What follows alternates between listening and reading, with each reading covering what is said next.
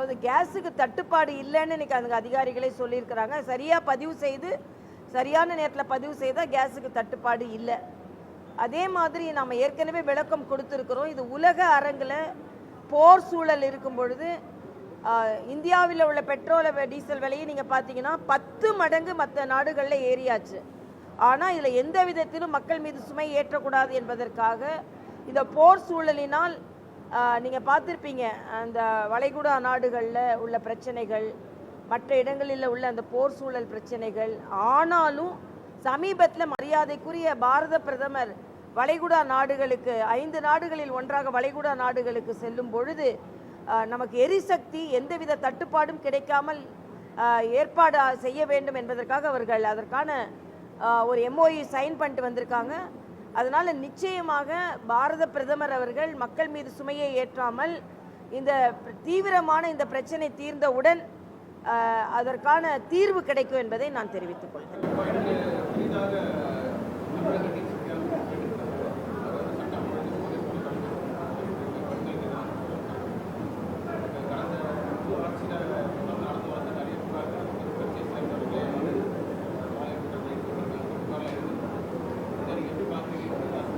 இது ரொம்ப வருத்தம் அளிக்கக்கூடியதாக இருக்கு. நேற்று கூட பார்த்தீங்கன்னா திருவண்ணாமலையில் கிரிவலம் அங்கே போன ஒரு பெண் பாதிக்கப்பட்டிருக்கிறார்கள்.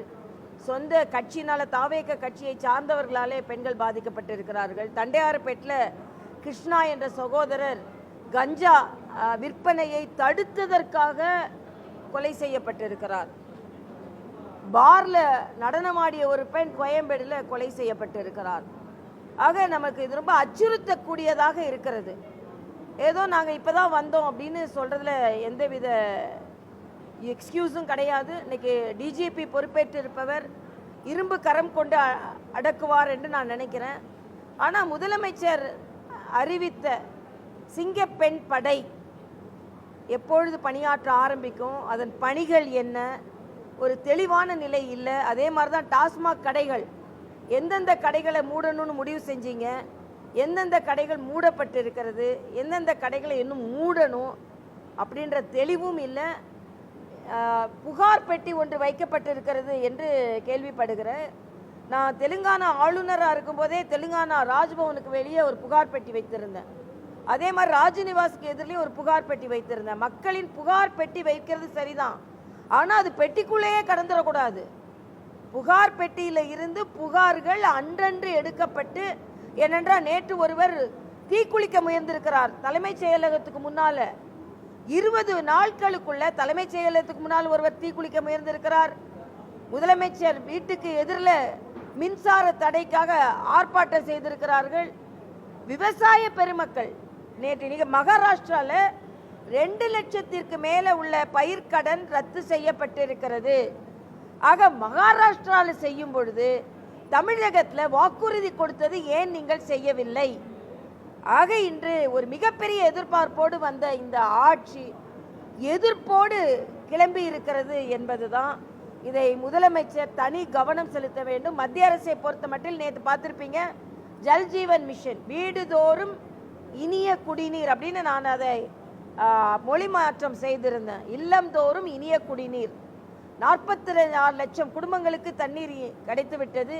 எனவே யாரும் குடங்களை எடுத்து தெருக்களில் போக வேண்டாம், வீட்டிலேயே குழாயை திருப்பினால் தண்ணீர் வரும் அளவிற்கு 9,000 கோடி ரூபாய் நேற்று தமிழகத்திற்கு ஒதுக்கப்பட்டிருக்கிறது. ஆக இவை எல்லாமே மத்திய அரசு தமிழகத்தின் மீது அக்கறை கொண்டிருக்கிறது என்பதை காண்பிக்கிறது. இன்னும் அதிகமாக தமிழக அரசு மக்களுக்காக செய்ய காத்திருக்கிறது என்பதுதான் உண்மை.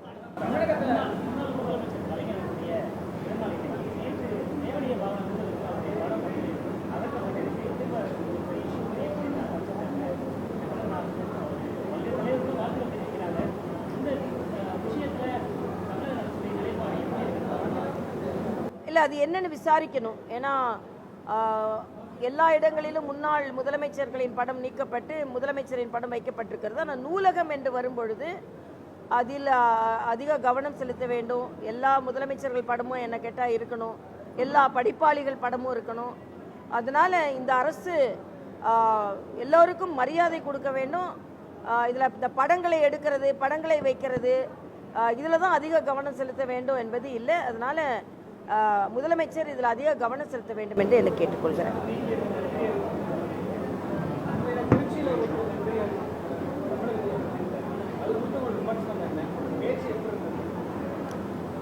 பேச்சு பேச்சாக தான் இருந்தது, செயலாக இல்லை. ஒரு பிரச்சார கூட்டம் மாதிரியே இருந்தது. முதலமைச்சருக்கு அடிக்கடி நீங்கள் முதலமைச்சர் ஆயிட்டீங்க முதலமைச்சர் ஆயிட்டீங்க முதலமைச்சர் ஆயிட்டீங்கன்னு நீங்கள் ஞாபகப்படுத்தணும் போல இருக்கு. இல்லைன்னா அவர் திடீர்னு பிரச்சார அப்படின்னா இப்போ எதிரி யாருன்னு கேட்குறாரு. இப்போ எதிர்கட்சி யாருன்னு சொல்ல வேண்டியது இல்லை. எல்லா கட்சிகளுமே விமர்சனம் வைப்பாங்க. எதிர்கட்சின்னு சொல்கிறாரு, அதுக்கப்புறம் என்ன சொல்கிறாரு, இன்னும் கொஞ்ச காலத்தில் இன்னும் முந்தைய ஆட்சியோட பிரச்சனைகள் இருக்குது எனக்கு சொல்கிறார். 20 நாட்கள் பெரிய இடம் கிடையாது, பெரிய குறைந்த நாட்கள் கிடையாது. ஆக அவருக்கு இன்னும் அதிகாரத்தில் வந்ததற்கு பின்பு முதலமைச்சராக பணியாற்றுவதற்கான சூழ்நிலை கிடைத்த பின்பு முதலமைச்சராக பணியாற்றுகிறாரா என்று நமக்கு தெரியல. ஒருவேளை டைரக்டர் ஒருத்தர் சொல்லணும் போல இருக்கு, நீங்கள் முதலமைச்சர் ஆயிட்டீங்க அதனால் முதலமைச்சர் மாதிரி நடந்து கொள்ளுங்க என்று. இது கொஞ்சம் வருத்தமாக தான் இருக்குது. இன்னும் கொஞ்சம் பிக்கப் பண்ணிடுவார் அப்படின்னு நினைக்கிறேன். இல்லை, அது நம்ம பாடி லாங்குவேஜை நம்ம பார்த்தோம், அது எப்படி இருந்ததுன்னு பார்த்தோம். அதனால தான் நாங்கள் சொல்கிறோம், முதலமைச்சர் ஆனதற்கு பின்பு உங்கள் லாங்குவேஜையும் மாற்றணும், உங்கள் பாடி லாங்குவேஜையும் மாற்றணும். உங்கள் லாங்குவேஜும் மாறலை, பாடி லாங்குவேஜும் மாறலை அப்படின்னா நீங்கள் இன்னும் பிரச்சார மூடிலே இருக்கீங்களா அப்படின்றது. முதலமைச்சருக்கு ஒரு ஆலோசகர்கள் எப்படி இருக்கிறாங்கன்னு எனக்கு தெரியல. அதனால் நீங்கள் இப்போ ஆலோசகர்கள் வச்சுக்கணும். கிளாப் அடித்தா சொல்கிறது இல்லை, இப்போ கிளாப் பண்ணாலும் சொல்கிறது இல்லை. ஆலோசகர் இருந்து அதற்கான அட்வைஸோடு நடந்து கொள்வது நல்லது என்பது எனது கருத்து. அதனால் கிளாப் அடித்து வசனம் சொல்ல ஆரம்பித்த முதலமைச்சர், கிளாப்புகளை வாங்கி வசனம் சொல்ல ஆரம்பித்த முதலமைச்சர், இன்னும் முதலமைச்சர் அது அந்த என்ன ஓட்டத்தில் இருந்து கிளாப் அடித்தாதான் நம்ம பேசணும், கிளாப் அடித்தாதான் நம்ம பேசணும் அப்படின்ற நிலையிலிருந்து உண்மையான பிரச்சனைகள் தமிழகத்தில் இருப்பதற்கு இதற்கு நான் என்ன தீர்வு வைத்திருக்கிறேன், இதற்கு நான் என்ன தீர்வு வைத்திருக்கிறேன் என்று சொல்வதுதான் சரியாக இருக்கும் என்பது எனது கருத்து.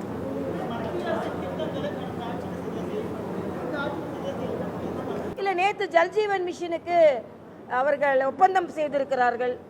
இது ஒரு ஆரோக்கியமான சூழ்நிலை. அதே மாதிரி 2030 வரைக்கும் தெருவோர வியாபாரிகளுக்கான கடன் அட்டை வழங்கப்பட்டிருக்கிறது. அதோட ரெஜிஸ்ட்ரேஷன் மாநில அரசு செய்யணும். ஆக அது மாதிரி தான் PM ஸ்ரீ திட்டத்தையும் அவங்க ஏற்றுக்கொள்ளணும். அதனால் இது அரசியலை அரசியலாக பார்க்காமல் ஆட்சியாக பார்க்க வேண்டும் என்பது எனது கருத்து.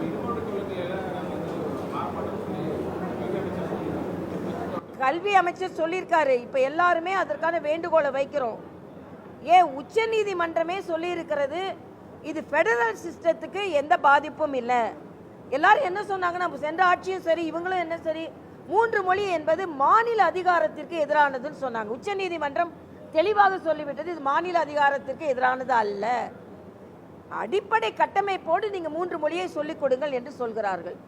ஆக இதில் கட்டமைப்பை மேம்படுத்தி 3 மொழிகளை அவர்கள் விருப்பப்படி, இதில் மறுபடியும் சொல்கிறேன், மாணவர்களின் விருப்பப்படி கற்றுக்கொள்ள வேண்டும் என்பதான் நம்ம சொல்கிறோம். எங்கேயுமே அழுத்தம் இல்லை என்பது எனது கருத்து. அதோட இன்னைக்கு உயர்நீதிமன்றம் ஒரு கருத்தை சொல்லி இருக்கிறார்கள்.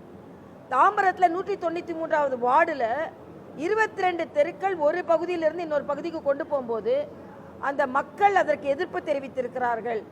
அதை பற்றி சொல்லும்போது நேற்று நீதிபதி என்ன சொல்லியிருக்கிறாருன்னா, தமிழக அரசில் அதிகாரிகள் எவ்வளவு கலெக்ஷன் போகலாம், எவ்வளவு லஞ்சம் வாங்கலாம், அப்படிதான் அவங்க எண்ணம் இருக்கிறதே தவிர செயலாற்றுவதில் அவர்கள் எண்ணம் இல்லை என்று உயர்நீதிமன்ற நீதிபதி தமிழக அதிகாரிகளை பற்றி சொல்லி இருக்கிறார். முதலமைச்சர் அவர்கள் அதிகாரிகள் விஷயத்தில் இன்னும் கவனம் செலுத்தி பழைய அதிகாரிகளின் அந்த நிழல் இல்லாமல் புதிதாக இவர்கள் சிறப்பாக செயலாற்றுவதற்கான முயற்சி செய்ய வேண்டும் என்பது எனது கருத்து. பாஜகவில் என்ன குழப்பம்? முன்னாள் மாநில தலைவர் அண்ணாமலை டெல்லியில் இருக்காரு, மாநில தலைவர் நயினார் டெல்லியில் இருக்காரு. அவர் வழக்குதான் தகவல் இருக்கு, அவரும் மறுப்பு தெரிவிக்கல. காரணம் குடியரசு விவகாரம், கமலாலயம் போஸ்டர்கள், அண்ணாமலை தனி கட்சி ஆரம்பிக்கணும், அவரை வரவேற்று சொல்லிட்டு ஏன் இவ்வளவு முரண்பாடுகள் இருக்கு? ஒரு முரண்பாடும் இல்லை. கட்சி ஏற்கனவே நாங்கள் வாக்கு சதவீதத்திலும் பெரிய பின்னடைவு இல்லை. அதே வாக்கு சதவீதத்தை ஏற்கனவே நாங்கள் பெற்றிருக்கிறோம். கோர் கமிட்டியில் உள்ள தலைவர்கள் எல்லோரும் தமிழகம் முழுவதும் சுற்றுப்பயணம் செய்தோம். எல்லா தொண்டர்களையும் சந்தித்தோம்.